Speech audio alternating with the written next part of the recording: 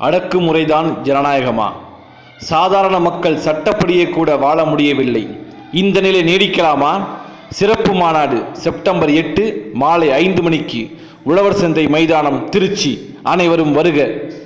ஜனநாயகத்தில் ஓட்டு போடுவதோடு மக்களின் பங்களிப்பு முடிவதல்ல. பெரும்பான்மை மக்களை பாதிக்கும் வளர்ச்சி திட்டங்களை வேண்டாம் என முடிவு செய்யும் உரிமையும் போராடும் உரிமையும் மக்களுக்கு உண்டு. படித்தாலும் உழைத்தாலும் சொந்த ஊரில் வாழ முடியாது என்றால் நாங்கள் எங்கே செல்வது? சாதாரண மக்கள் சட்டப்படியே கூட வாழ முடியவில்லை. அடக்குமுறைதான் ஜனநாயகம் என்றால் பாஜக, மோடி, அதிமுக, எடப்பாடி அரசுகள் அதிகாரத்தில் தொடர இனியும் அனுமதிக்க கூடாது.